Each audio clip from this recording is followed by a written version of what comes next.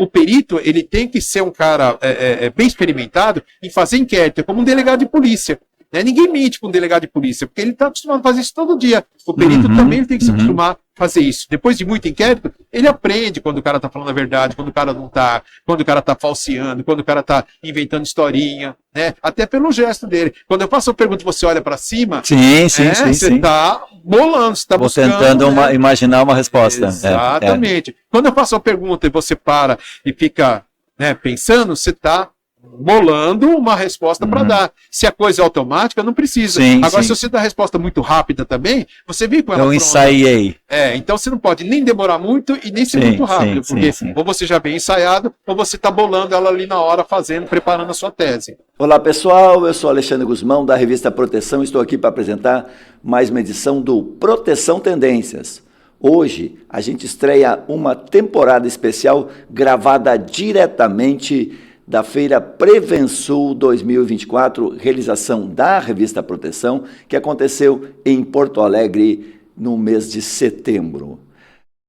A gente montou um estúdio especialmente para fazer as entrevistas e a equipe da Proteção, eu e outros jornalistas, entrevistaram especialistas para o Tendências.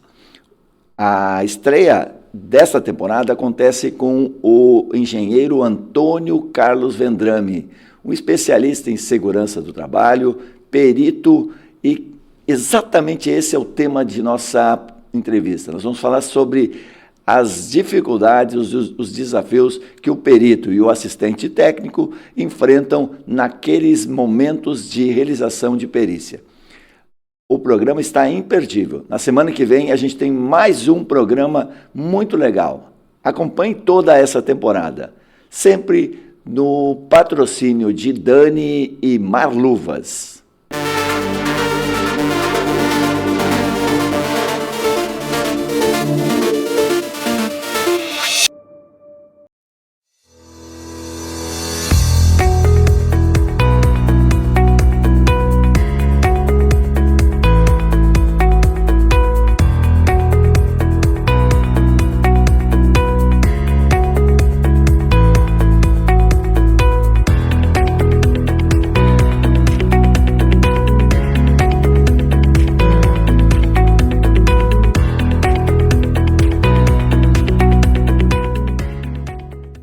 Todo trabalho precisa de segurança.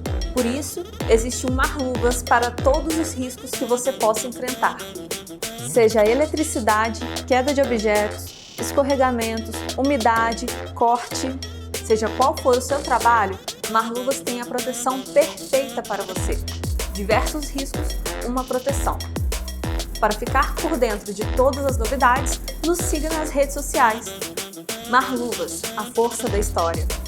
Olá pessoal, estamos aí no Proteção Tendências Especial, direto da Prevensul 2024. Eu tenho a honra e o prazer de receber um amigo muito fraterno, de muitos anos, da área de segurança do trabalho, que está aqui participando no nosso evento em Porto Alegre, que é o engenheiro Antônio Carlos Vendrame. Olá Vendrame, tudo bem com você? Bem, Alexandre, um prazer estar aqui novamente com você. Agora aqui no Rio Grande do Sul, depois dessa enchente e todos os problemas, é a primeira vez que eu retorno aqui a essa cidade. Cara, realmente fazia tempo que eu não pisava por aqui, viu? É verdade, mas né? Precisou ter o seu evento para eu voltar aqui no Rio Grande do Sul. Verdade.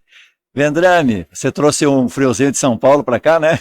Pois é. Eu saí de lá pensando que Porto Alegre estava ficando igual São Paulo, mas o negócio aqui é bem diferente. Obrigado por estar aqui com a gente. Bom, Vendrame, eu queria fazer esse bate-papo aqui no Tendências, né, sobre perícia, que é um tema que você é tão reconhecido, né, no Brasil todo, além da parte de consultoria, sua empresa de consultoria, treinamento em São Paulo, com grande sucesso de atuação nacional, mas você é muito reconhecido no país todo como o perito Vendrame, né? Felizmente ou infelizmente, eu ainda tenho muito estigma de perícia e muita empresa me conhece só com perícia. É uma dificuldade que até minha empresa enfrenta no mercado de colocar outros serviços, né? Porque todo mundo só nos procura como perito, né, para resolver o problema depois que o desastre aconteceu, mas nunca para fazer prevenção. Essa questão. A segurança tem, até esse é um ponto que eu acho que a segurança brasileira é um ponto fraco, né? Porque, na verdade, a gente dá muita importância para a legislação, para o cumprimento de normas, cumprimento da legislação trabalhista, a legislação previdenciária, né? E muitas vezes se esquece da lei maior, que é a prevenção, né? A lei que não existe, mas que é o bom senso, a prioridade da qualidade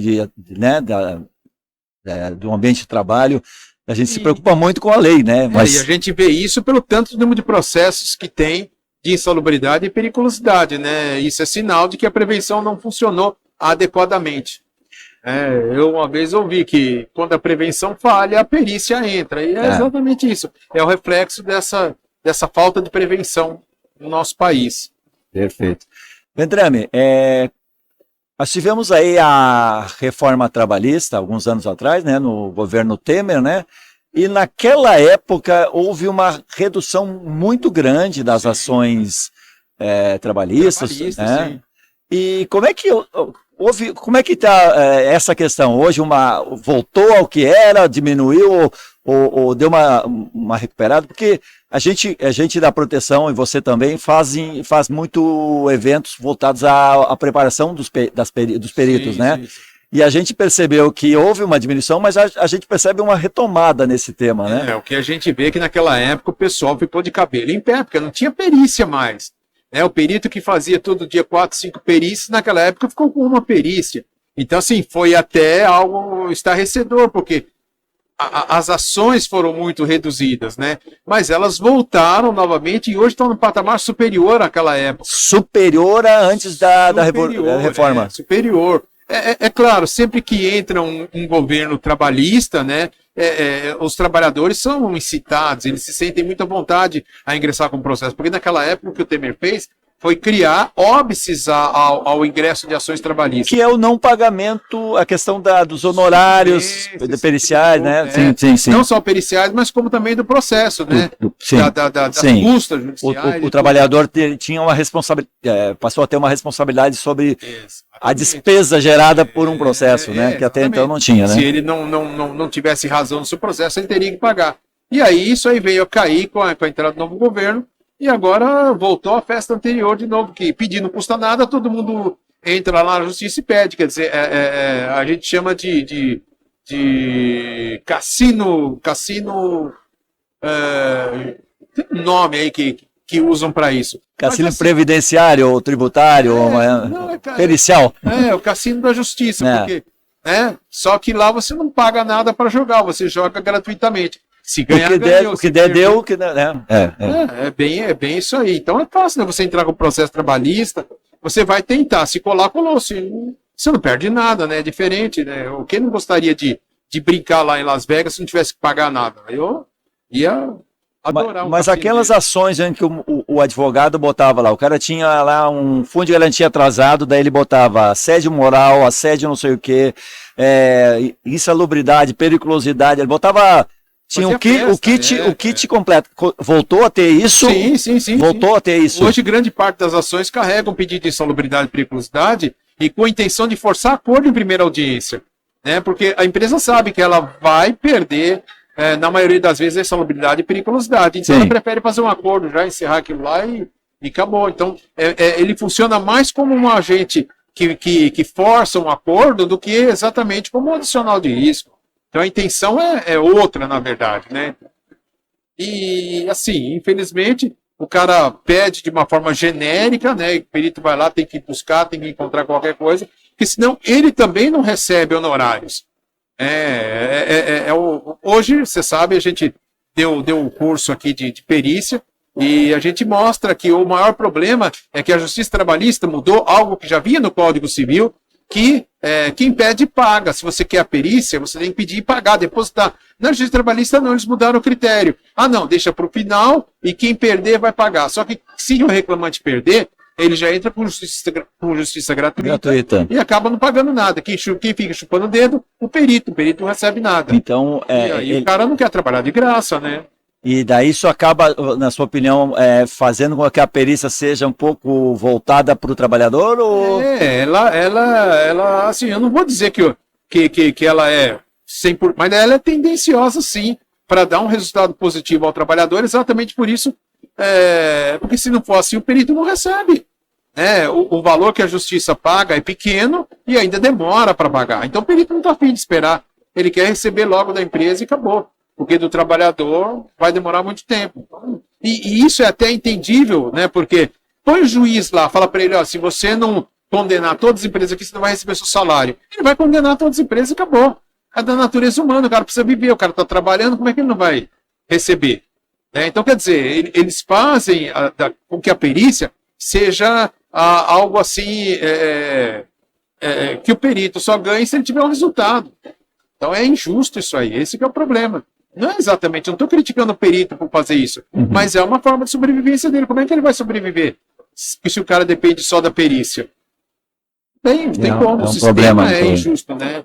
Essa que é a questão, o sistema, na verdade, é cruel.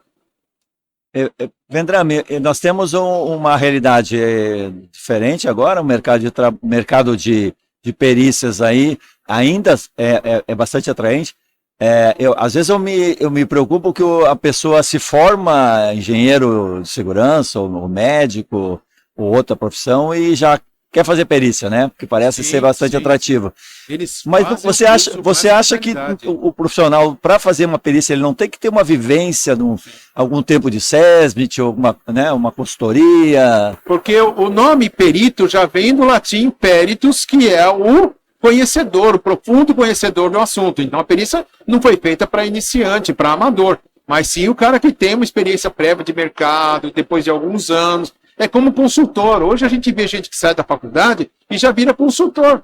Como é que você vai virar consultor se você não conhece? Tem pouca experiência no ano. Com pouca experiência. Então, assim, consultor sênior, pelo amor de Deus, isso é a pior aberração que existe. Mesma coisa o perito também. O perito é o cara que vai dar sua opinião para o juiz numa demanda, então ele tem que ter certeza daquilo que ele está fazendo. E não é isso que a gente vê. Porque, olha, eu recebo, assim, 200 e-mails por dia. Né? Desses 200, eu posso dizer que 10% deles, uns 20 e-mails, são de peritos novos perguntando como fazer isso, aquilo. Quer dizer, se você não sabe como fazer, você não pode ser perito. Você precisa aprender. Eu, quando iniciei como perito, eu já tinha 40 cursos. 40 cursos. Eu fiz curso de ruído, de calor, de vibração, de radiação. Eu fiz curso de laudo, eu fiz curso de produção respiratória. Quer dizer, eu fui para o mercado da perícia já preparado, que é o que não acontece hoje. Eles fazem um cursinho, mequetrefe em qualquer lugar e saem se arvorando de peritos aí.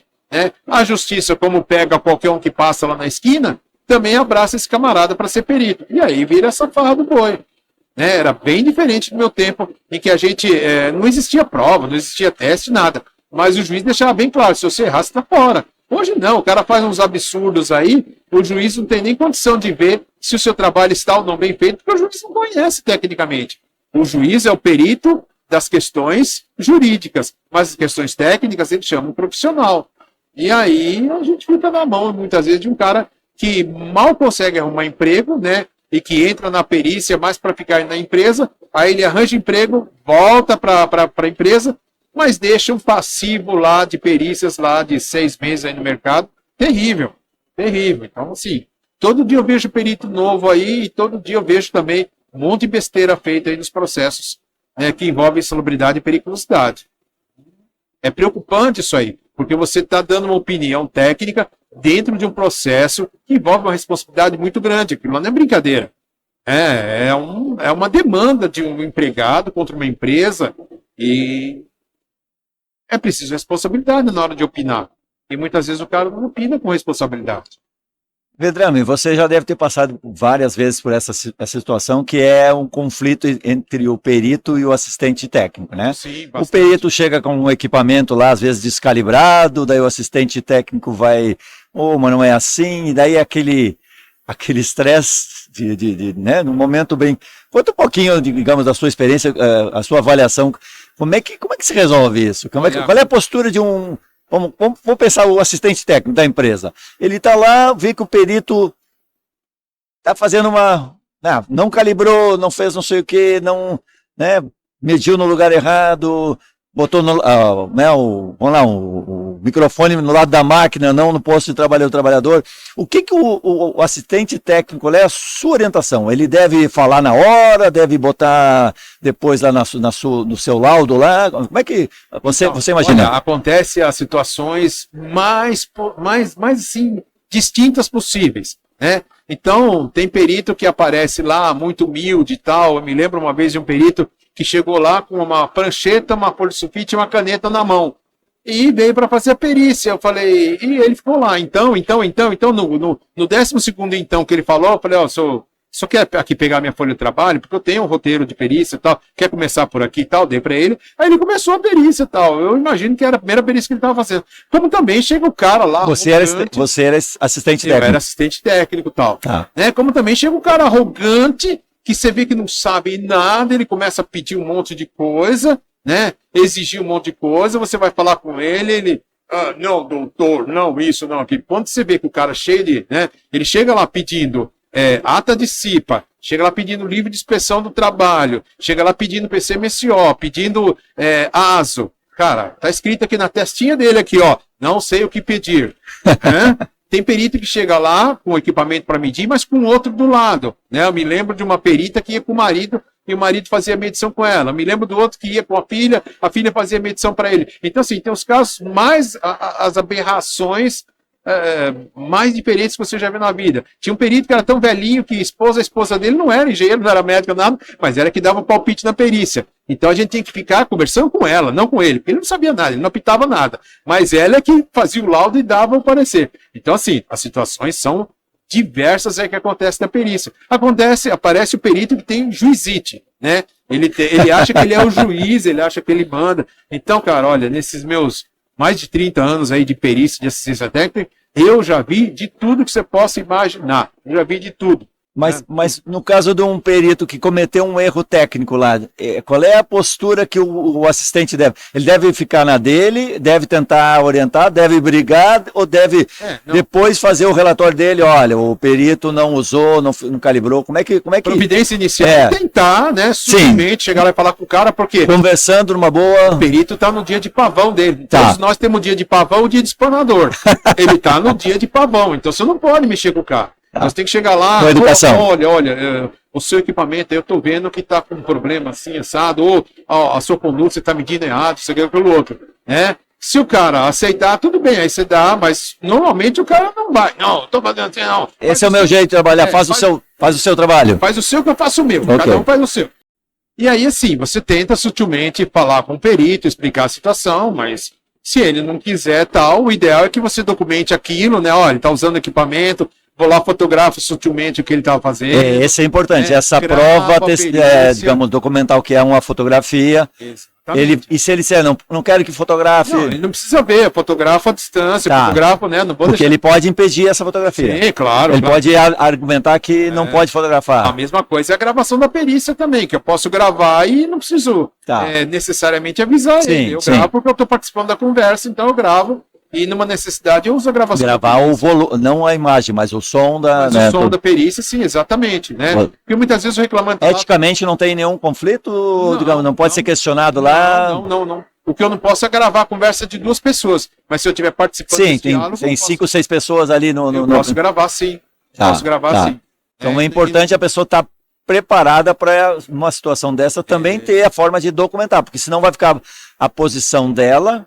como assistente, ou o contrário, né? Mas ele, no caso aí, nós estamos falando do assistente que está contestando um perito. Olha o que acontece muito em perícia. O reclamante está lá, está falando, não, eu usava o EPI, tal, isso, aquilo. O perito faz de conta que não escutou, não anota nada. Se eu estou gravando a perícia, eu tenho aquilo lá gravado e registrado. Ele vai dizer que não sabe se usava ou não usava, mas tem o depoimento do... E aí eu ligo para ele, depois que ele entrega o laudo, e falo, ó, o reclamante falou, você não se lembra? Não lembra, ele não falou não. Não, então, eu tenho a gravação aqui. Posso te mandar aí para você ver? Como assim, gravação? Não, a gravação tá aqui feita da perícia. Tal. Aí o cara volta atrás e põe. E ele faz uma correção confessava que usava EPIs. Então, assim, né? É mais ou menos esse tipo de coisa que a gente instrui. Você está falando no assistente da empresa, mas se for um assistente do trabalhador, faz o contrário. Sim, ele disse que não usava e o senhor está botando na perícia também, né? o respeito ao depoimento, né? Sim, se o perito for contra. Então, tu está dando exemplo... É que muitas vezes o perito nem quer ouvir o que a empresa quer falar, né? Ele quer ouvir o que o reclamante fala só. Despreza o que a empresa fala, despreza as testemunhas da empresa. E assim, o processo, ele tem que ter uma equidade, tem que as duas partes estão em igualdade de condições, né? Então tem que se respeitar isso aí o tempo todo. Senão não vira festa, né? É fácil fazer perícia e só enquadrar aqui o que o reclamante falou e acabou. Então, é isso que a gente prima na hora de fazer a perícia e tal. E qual é, digamos, a higiene é o ponto forte, digamos, de um perito, ele teria que ser... Higiene é a ferramenta, né? A ferramenta, né? É uma ferramenta. No sentido dele é um dos pontos que ele tem que desenvolver com instrumentação, comprar equipamentos ou alugar equipamentos para fazer essas perícias, isso é fundamental. Então, pelo menos um dosímetro e um medidor. Só com uma folha que você falou aí, uma folha e uma caneta, por uma perícia de ruído já não vai funcionar. Não vai. Mas assim, o que a gente percebe é que cada vez menos estão fazendo perícias de avaliação. Aqui no Rio Grande do Sul, por exemplo, os peritos não querem mais ir na empresa. Ele faz a perícia na vara, eu não sei como. É uma como perícia, assim? Ele chama as partes da vara e ele faz lá a perícia dele de hora em hora. É um depoimento. Vara, mas não vai no local da perícia. Não vê o barulho da máquina, não vê se tem solventes. Ele tira conclusões. Do depoimento das pessoas, das partes. Exatamente. Então aqui o Rio Grande do Sul é sui generis em termos de perícia. E ele recebe para fazer isso? Claro. Não, eu estou ironizando. Isso para mim não é perícia. Daqui a pouco vai ser isso é presencial, pelo menos, ou nem presencial é. É presencial. É presencial. Bom, pelo menos as partes têm que ir lá na vara, ele tem um lugarzinho na vara, lá uma salinha, ele se senta lá com as partes, ouve um outro, mas ele não vai no local. Faz o papel do juiz. Pois é. O juiz é tudo bem fazer isso, mas não isso é perícia? Será que isso pode ser classificado como perícia? Isso não é ilegal? Não. O juiz deve saber disso, né? Pois mas ele não deveria se impor. Vamos falar em perícia. Eu estou fazendo uma perícia não do trabalhador. Eu não sou um médico examinando o trabalhador. Eu estou fazendo uma perícia do ambiente de trabalho. Exatamente. Como é que eu vou fazer uma perícia do ambiente de trabalho? Se ele não vai no Desculpa a minha ignorância, né? Mas tu me responde. Se eu não vou no ambiente, se eu não, né?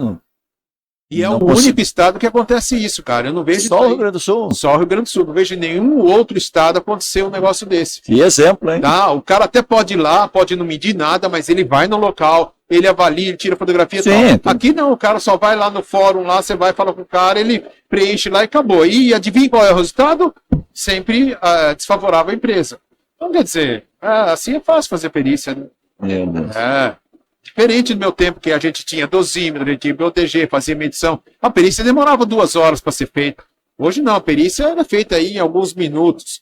Vira uma indústria da perícia, porque se o cara de hora em hora fica atendendo, é que nem consultório médico. Eu peguei uma perícia esses dias aqui no norte do Rio Grande do Sul, uma perícia coletiva, assim, coletiva, assim, abrangendo vários trabalhadores. Vários trabalhadores. O perito fez a perícia em menos de 1 hora, ele passou nos locais, tirou a fotografia e foi embora. Simplesmente assim, não mediu nada, não avaliou nada. Eu quero ver como é que ele vai fazer esse laudo. Então, assim, é um absurdo atrás do outro. Mas como? Dá vontade de correr, né? Que escola esse cara passou para fazer perícia? Não passou. Infelizmente, perito é o autodidata. Como dizia Milor Fernandes, o autodidata é o ignorante por conta própria, né? Infelizmente. É isso, o cara aprende do jeito dele, acha que é o correto, acabou. E pior, ele quer disseminar aquele meio aí, de ensinar os outros a fazerem do jeito que ele quer fazer. Ele quer inclinar outros peritos. Esse aqui é o grande problema. Além dos problemas de analogia que a gente tem em perícia, né? Que o cara vê lá, por exemplo, coleta de lixo e tal, o cara já diz qualquer outra coisa, diz que não é só o lixo urbano, que é outro lixo. A gente fala, por exemplo, em esgoto, o cara fala, não, o esgoto é também, o início do esgoto é o vaso sanitário, então quem lava o vaso sanitário tem direito à insalubridade, porque tem, inclusive, jurisprudência dos tribunais e tal. Então, isso aqui atrapalha muito, né? A jurisprudência não foi feita para perito, jurisprudência é para operador de direito, para advogado, para Ministério Público e para o juiz, não para o perito. O perito tem que ser técnico, fazer o trabalho dele técnico lá, sem ideologia, sem nada, mas infelizmente usam de tanta ideologia dentro da perícia que acaba virando uma ciência não exata. E o juiz, normalmente, ele faz perguntas objetivas. Quesitos, né? Quesitos que vão ser... Não? As partes fazem quesitos, Tá. o juiz pode fazer quesitos, mas normalmente não faz, porque ele tem muito trabalho, ele não consegue fazer isso. Um juiz aí tem 7 mil, 10 mil processos, então ele não dá conta disso. Mas ele poderia fazer perguntas. Não, mas também. ele não faz uma pergunta sobre a interpretação de qual é a pena que vai... Você está falando aí Não, que, não é do o engenheiro ou médico vai dizer que, olha, nesse caso se aplica no grau máximo. Eu acho que o papel do perito é responder se existe insalubridade, ou eventualmente vai medir determinada, né?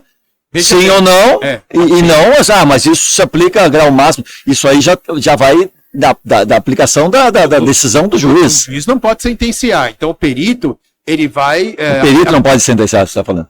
Não pode sentenciar. Não, você falou juiz, não. O perito, ele não sentencia. Sim. E a perícia é matéria fática, não matéria de direito. Sim, Não sim. se pergunta interpretação de norma pro perito. Exatamente. Então o perito vai lá, vê uma situação, vê o fato, Existe ou não existe o fato. e sobre o fato ele diz lá, ele faz o laudo tal e diz. Acima do limite tal, ou abaixo do limite tal, Exatamente. sim ou Mas não. Ele nunca disse que cabe ou não adicional. Ele disse que o reclamante trabalha em condições insalubres de grau médio. Tá, Fechou. sim. O juiz é que A diz partir que da cabe ou não avaliação adicional. técnica, porque é uma avaliação técnica de engenharia ou de medicina e tal. Exatamente. E não uma avaliação de direito. Inclusive tem juiz que não permite que Sim. o perito fique dando Que é o correto, né? sentença, Que é o porque tem correto. que pôr lá o adicional de 10% Sim. sobre o salário, barará. Não, Já tá isso com a é decisão, sentença, já foram- sentença. O perito tem que se O que limitar. que leva um perito a fazer isso? Ele é ignorância ou é tentar ajudar o juiz a... É ignorância mesmo. É, é ignorância desconhecimento do Exatamente. respeito dos papéis. Eu acho que é basicamente isso. Não passa por Perito é uma escola. coisa, juiz é outra coisa, Sim. promotor, advogado, né? Cada um É que seu o cara papel. não passa por escola. O perito é o cara que entrou no judiciário pela porta dos fundos. Então ele não tem formação nenhuma no direito. Então ele entra lá fazendo cada aberração que você, assim, o que ele escreve muitas vezes, o cara não tem noção. Ele chama o juiz de meretríssimo. Então, você imagina, né?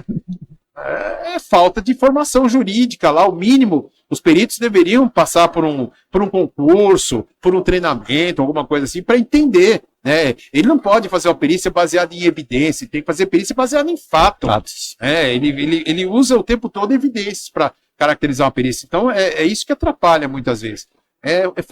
Total falta de desconhecimento. Então, ele vai aprendendo, né? Levando cacetada para lá, levando cacetada para cá. Ele vai aos trancos e barrancos lá. Infelizmente, e no passado, quando eu comecei, a perícia, ela era passada de pai para filho. Hoje não, nós temos curso de perícia, que nem o curso que eu dei hoje aqui e tal. Então temos livros de perícia, mas imagina quando eu comecei, não tinha livro de perícia, não tinha curso de perícia, não tinha nada. Então você tinha que ficar lá aprendendo, fazendo outros cursos. Aprendia paralelos. fazendo e fazendo curso, Exatamente. aperfeiçoando. Exatamente. Hoje, se a pessoa quiser fazer uma boa perícia, ela tem todo um cabedal de bons profissionais para ensinando aí, para dando os Quando eu caminhos. comecei a dar curso, eu imagino, os peritos falavam que eu ia prostituir o mercado. E não foi isso que aconteceu. O mercado não foi Por prostituído. quê? O mercado Porque teria foi muito perito? oxigenado. Porque teria muito perito. Teria muito perito. Não, o mercado foi oxigenado. Tirou os ruins, ficaram os menos piores, e assim foi. Então a gente tem que fazer isso, treinar, preparar esse pessoal para ser bons peritos. É o que eu falo sempre nos meus cursos. A gente passa 8 horas conversando só de perícia, e mesmo assim eu falei para eles no final, olha, isso aqui não é o seu diploma de perito, não. Sim. Isso aqui é apenas o começo. É o É o princípio do pontapé princípio. inicial de uma escolha profissional que ele vai ter que investir muito, porque perito tem que ter perícia, tem que ter Estudar capacidade, todo dia, estudar entender? todo dia, Isso aí. cada caso é um caso. E é onde ele aprende. Eu, por exemplo, assim, agradeço a Deus por fazer perícia, porque foi onde eu aprendi coisas novas todos os dias. Eu vi todas as empresas possíveis e imagináveis, todas as empresas.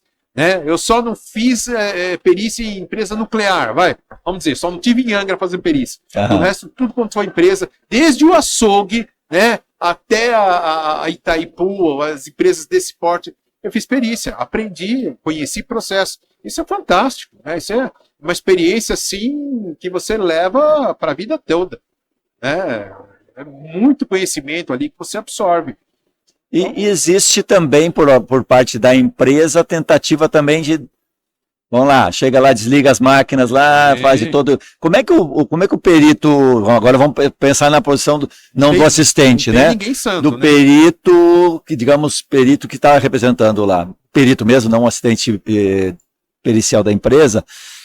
como é que ele tem que ouvir o trabalhador e tentar, mas é assim mesmo? Como é que é a sua experiência assim nesse... Primeira coisa, ele tem que ouvir as duas partes. Tá. Né? E não é só reclamante, não, que manipula informação, que mente. Empresa também manipula informação, ela maqueia o ambiente, ela desliga a máquina. As duas partes realmente tem gente boa e tem gente desonesta, sim. Então, empresa também faz malandragem, empresa também, como reclamante também. Então, assim, não tem, como eu disse, não tem nenhum santo. Como isso perito, a experiência que faz o perito, digamos, conhecer, identificar quando ele está sendo, vamos dizer assim, enrolado né? Alexandre, a gente sabe até quando o cara está mentindo. Sim, sim. Tem um livro bem tradicional no mercado, chama O Corpo Fala. Sim, sim, então, até a forma de... Então, você tem, assim, indícios, né? O cara chega aqui, as mãos começam a ficar assim, começa a olhar para o lado, desvia o olhar. Começa, né, a gravata apertando, o cara solta a gravata, o cara começa a suar, começa a morder. Tem os sintomas. Cara, é claro, eu não vou avaliar ele por um sinal, claro, mas claro, ele tem todos os sinais, né, a face ruborecida, todo avermelhado, o cara tá mentindo, lógico, e aí a gente começa a explorar, e aí ele fala a verdade. Pô, chega na produção, tem cheirinho de bom ar, assim, também tem umas coisas que... O reclamante chega assim e fala pra você, não, eu trabalho na peixaria, quantas vezes você vai na câmara fria? Eu vou 30 vezes por dia, tá. E quantos minutos você fica lá? Eu fico 20 minutos. Aí você faz conta, 30 vezes 20, 600. Pô, a jornada é 480, como é que ele fica 600 minutos na câmara fria? Exagerou, né? Aí você vai lá fazer a medição em loco, você percebe que ele não fica 20 minutos na câmera. Sim, sim. Ele fica 1 minuto para pegar alguma coisa. Às vezes até pode ser impressão que ele fica, mas às vezes ele está mentindo, às vezes Quer exagerar. Tem que fazer um confronto né? O perito tem que fazer esse confronto. Mas 5 minutos. Vamos simular então, sabe? 20 minutos. Por que você fica fazendo 20 minutos? Para pegar 2 pedacinhos de carne, né? No açougue, né? Digamos. A realidade não o cara fica 20 minutos, né? Daí começa. Aí percebe se o cara está enganado, porque assim, ele pode supor está achando que está falando certo, ou pode estar tentando enrolar mesmo. Porque o advogado orientou, alguém disse, fala que é bastante, porque, né? E a gente percebe, e numa dessas você perde total confiança já no reclamante. Sim. Você percebe que ele está lá para mentir, ele vem com o discurso pronto. Você fala para ele, bom dia, ele fala, eu entrava assim, no almoxarifado inflamáveis. Calma, rapaz, eu disse bom dia para você. Então o cara já vem preparado para dizer aquilo. O que você faz? Não, olha, eu entrava lá na cabine primária, eu fazia o rearme da cabine. Calma. Mas qual é a sua função? Não, eu sou do almoxarifado. Mas como é que você está dizendo que entrar na cabine? Não, eu entrei lá. Mas quantas vezes? Uma vez. Quer dizer, ele já dá aquelas exceções como atividade dele. Então, você percebe que ele vem com as perguntas ajudam a, digamos, destruir, digamos, uma mentira ou uma montagem, uma maquiagem e tal. Perfeito. Sim, e outra questão, o cara fala assim, não, eu entrava nos geradores lá todos os dias. Você entrava lá todos os dias, tá. Que cor são os geradores? Não sei. Como assim? Você entrava todo dia e não sabe a cor do gerador? Todo dia você entrava e não lembra a cor do gerador? Não lembro. Tá. Cara da cabine primária. Tá bom, você entrava aqui, você fazia a rearme do disjuntor. Como é que faz o rearme? Não lembro, eu sei, faz tempo, não sei. Mas como assim, cara? Você rearmava o disjuntor? Fazia toda hora, não coisa tão simples. Explica pra mim como é que é esse rearme. Não lembro. Chegou um absurdo aqui em Porto Alegre. A gente trabalhava por uma grande empresa de telecom, né, que tinha um prédio aqui no centro. E o cara, durante a perícia, disse que ia todo dia no gerador. Aí nós chegamos saindo da sala da perícia, eu fiquei quieto, né? Fiquei no meu canto. Falei, pode levar. Aí ele começou a andar em círculo, não sabia onde era o gerador. Você pediu para ele mostrar onde é que era o gerador. Ele não sabia chegar na sala do gerador, não conhecia. Quer dizer, ele nunca foi lá, mentira. Então, assim, tem situações que não tem como, né? Mentira tem perna curta, então... Onde? Mas cadê o gerador? Não, faz tempo que você... Como assim? Você ia lá todo dia e agora não consegue? Então tem coisa que fica muito evidente. Aí você percebe que o cara tá mentindo. Ele perde toda a credibilidade. O perito, ele tem que ser um cara bem experimentado em fazer inquérito, como um delegado de polícia.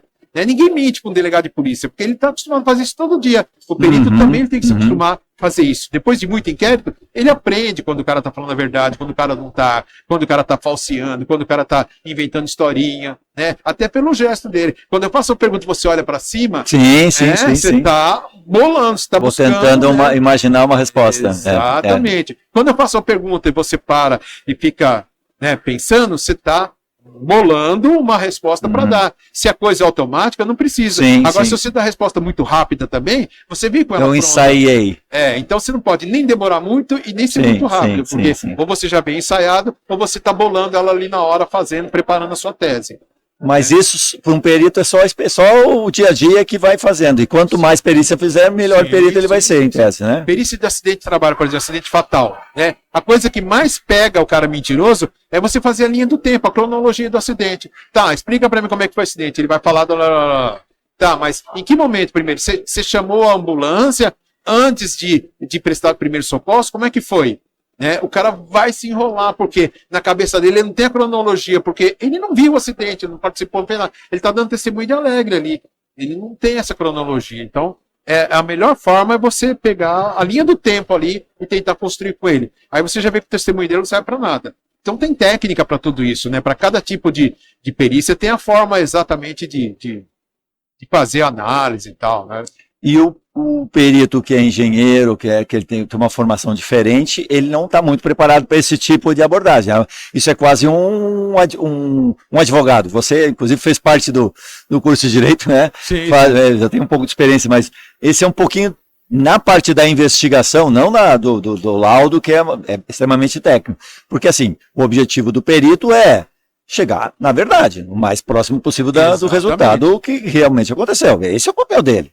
Né? Ele é remunerado para isso, para chegar à verdade, não A ou B. Mas ele precisa também, esse tipo de, além dos conhecimentos técnicos da engenharia, da medicina, né, da higiene, da ergonomia, de tantos outros. A perícia é multidisciplinar. Exatamente. É multidisciplinar e precisa também essa parte do sentido humano, né? Essa análise do corpo. Exatamente. Né? Por isso que o meu curso é metade Código de Processo Civil, a parte legal, e metade a parte técnica, que eu vou falar das NRs. Então, ele é um misto, né, entre o direito e entre a engenharia. Você tem que fazer isso. Não tem como você ser perito e falar, não, eu não quero mexer com a parte de direito. Não, você tem que conhecer sim. Até porque um advogado te aborda durante a perícia, né? Quer interromper, quer esfregar o Código de Processo Civil na sua cara, e você tem que conhecer para falar, para botar ele no lugar dele, que ele não pode fazer aquilo, que a perícia, que ele não pode interromper a perícia, que ele não pode se meter na perícia, que aquilo lá não é audiência, que ele não pode falar, porque aqui no Rio Grande do Sul, o bom dos peritos é que assim, eles sentam lá na mesa fazer perícia, o advogado ele já falou, doutor, você sabe que aqui o senhor não vai se manifestar, o senhor está participando da perícia como mero espectador e acabou, e não vai falar nada. E o cara não fala nada e acabou, né? Já em São Paulo, por exemplo, ele quer lá tomar conta da perícia. Se deixa, ele toma o poder, toma as rédeas da perícia, quando você vê, ele está fazendo a perícia, não é você.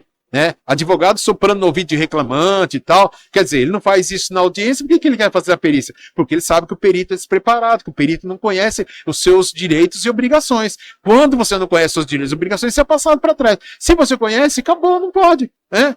Chega um cara na sua casa, um policial à noite quer entrar na sua casa, não, cadê? Você tem mandado? Não, então não vai entrar e acabou, tem logo que passar bem. Se você não sabe, você fala, e agora? Deixa ou não deixa ele entrar? Sim, e aí? Sim. Então, assim, nada como ser conhecedor, né? Como diz a Bíblia, conhecereis a verdade e a verdade nos libertará. Então é isso. Conhecer as coisas, você, né, já põe todo mundo no seu devido lugar lá. O reclamante, o assistente técnico, o perito, o advogado, todos eles. Então, porque ali é uma batalha, é uma briga. Todo mundo tem interesse ali, todo mundo quer ganhar, né? O reclamante, o advogado reclamante. Então, não tem como. André, você falou do conhecer os seus direitos e tudo, né? E eu me lembrei da questão da preparação, né?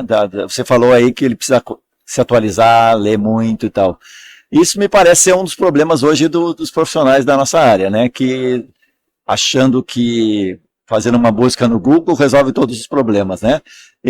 Eu queria trazer uma experiência que eu tive com você, que foi em 2000, se eu não me engano, em 2014, que foi quando você alertou, né? Agora estou falando um pouquinho de legislação previdenciária agora. Alertou através, inclusive na coluna que você tem na proteção, para o risco não, que iria acontecer em breve, a penalização das empresas que não pagassem adicional de insalubridade para O recolhimento trabalhadores, do PAI, né, da aposentadoria especial. sobre, mesmo que estivessem usando o EPI, com programas adequados e tal. E você, lá na época, foi motivo de algumas Chacotas, que o Vendrame enlouqueceu, porque não sei o que, isso nunca vai vingar e tal. Nós, um ano, dois, 3 ou 4 depois, começou, acho que 3 anos depois, né, a Previdência Social começaram a cobrar o fundo, né, e confirmando que você estava falando era verdade. E as pessoas, eu até concordo que as pessoas diziam, não, mas isso está inadequado, incorreto por uma questão técnica. Mas uma coisa é o que eu penso tecnicamente, e outra coisa é que a Previdência Social define, a legislação define, e Supremo Tribunal Federal, né, decidiu lá, Exatamente. Foi o Ricardo Lewandowski, eu acho que foi, né? Não, foi o Fux. O desembargador foi o ministro Fux, né? Que decidiu que não adiantava usar EPI. Exatamente. Mas essa não foi a minha primeira profecia, não. Minha primeira profecia vem bem anterior lá, com aquela questão dos tanques em edificações, né? Em que em 2005, ainda bem que eu tenho publicado lá pela revista da LTR, dizendo que a gente corria o risco de ter uma jurisprudência do TST nesse sentido. Não deu outra. Saiu o J385 dizendo que quando você tem um tanque numa edificação, vai dar periculosidade por inflamável, sim. Né? Então essa foi a primeira, depois veio essa também. Então não é mais o perito Vendrame, é o profeta Vendrame? Profeta. Além de pastor, profeta agora. Eu vou ter que... Mas assim, você vê a coisa lá na frente e tá óbvio que vai acontecer aquilo. Né? Não adianta você querer achar que alguém é bonzinho. Não, eles vão...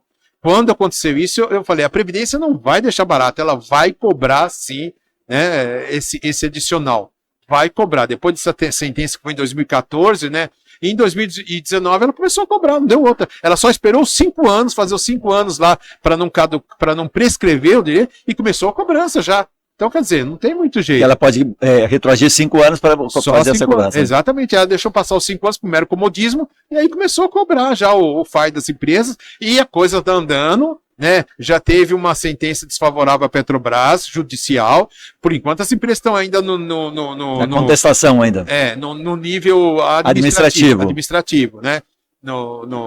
Mas a hora que chegar no judicial que eu quero ver. E eu já fiz assim, centenas de laudos dizendo que o protetor funciona realmente, que em todo país do mundo tal. Mas infelizmente, cara, essa sentença saiu porque um próprio engenheiro de segurança, né, foi lá com os ministros, e ele relata isso no livro dele, que pegou um protetor auricular, botou no ministro e falou, você tá me ouvindo? Eu falar, tô ouvindo, você tá vendo, o protetor não funciona. Quer dizer, ele só esqueceu de falar. Esse foi o teste, o laudo técnico, então. Um protetor auditivo que a pessoa conseguiu ouvir. Ele levou que estranho, né? Todo protetor se consegue ouvir, né? É lógico, ele não pode atenuar em faixa de comunicação. Claro, senão como é que você fala, olha, como é que você comunica com o trabalhador? Né? E o cara fez isso aí e tal, e assim, o ministro lá... E não tinha ninguém para contrapor essa experiência técnica. É isso que eu falo, as empresas também, elas pagam pela sua... omissão. Omissão. Porque, assim, o trabalhador, ele estava com vários amiticuri lá, né, amigos da corte, ajudando ele. Né? Inclusive um previdenciarista famoso, que é o Sérgio Pardal, um cara que conhece muito bem. E a Previdência, por seu turno, não tinha ninguém. O cara lá sozinho, o procurador da Previdência lá, lutando lá para tentar, e não tinha ninguém. Cadê as empresas lá? Cadê a Fiesp? Cadê todas, né? Pessoal lá para ajudar? Não tinha ninguém. Ele lá sozinho lutando. Isso tá na internet, viu, pessoal? É só acessar lá no YouTube, bota lá, ARE 664335, que você vai assistir o julgamento lá. São quase 2 horas. É muito interessante. Mas você percebe que o cara lá lutou bravamente, mas não deu conta. Então, quer dizer, as empresas também têm a sua meia-culpa aí nessa questão. E você acha que é irreversível? Isso você acha que ainda tem juridicamente... Por enquanto, né? Isso aí. Profeta Vendrame, fale para nós. Não, isso aí... A Câmara da Verdade. Olhe para aquela Câmara. Isso aí tão cedo não muda, não, cara. Eu vou comprar eu vou comprar um turbante e botar para você usar. Eu vou fazer isso na perícia, viu, cara? Eu vou fazer na perícia. A garantia sou eu. Muito bom. Vendrame, eu queria te agradecer por esse bate-papo agradável. Conte um tema comigo. bem denso, mas acho que foi bem agradável para todo mundo que está nos assistindo. Obrigado por estar aqui mais uma vez na Proteção. Prazer estar aqui com os leitores da revista Proteção, né? Uma revista que eu sempre digo, né? O Alexandre, como jornalista, podia ter feito qualquer outra coisa no meio jornalístico. Ele foi escolher justo a pior mais ingrata que tem, que é a segurança do trabalho. Né? Mas é apaixonante, o tema é apaixonante.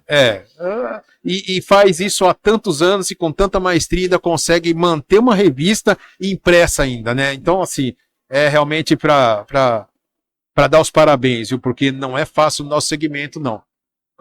Se você tivesse no segmento jurídico, né, seria muito mais fácil abranger o seu público com uma revista jurídica, mas revista na área de segurança, cara, não é fácil, não. O cara precisa realmente gostar muito para tocar, que não é fácil. Olha, juntar todas as matérias técnicas, a qualidade e tal, porque eu sei que dá trabalho para fazer isso, né? Juntar o povo, as matérias que a gente manda tem que passar por revisão e tal, porque não é assim, mandar, publicar e acabou, não. A gente não publica de qualquer matéria, né? A gente tem uma seleção, tem um comitê técnico que faz avaliação. Né? Eu escrevo aí há 30 anos, cara, e a minha matéria não passa direto, a minha matéria chega lá, jornalista fala, ó, esse aqui não tá bom, esse título tá muito longo, esse aqui precisa cortar. O pessoal puxa a sua orelha lá, a Daniela lá. Sim. Não, mas tá certo, é o trabalho dela que ela tem que fazer, ela tem que realmente, né, primar para que saia uma coisa de qualidade. Claro. E é por isso que a revista tem... O objetivo é um produto que vai ser lido e vai ser respeitado. Exatamente, né? Que tem esse tanto de leitores aí, porque publicar bobagem, publica na internet, que já tem um monte de porcaria aí, né? Não precisa de fazer, né? Então tem que ser alguma coisa de qualidade realmente diferenciada. Obrigado, Vendrame, mais uma vez, foi um prazer conversar contigo. Prazer, pessoal. Meu. Estamos então encerrando o nosso Proteção Tendências especial da Prevensul. A semana que vem a gente volta com mais um programa. Até lá!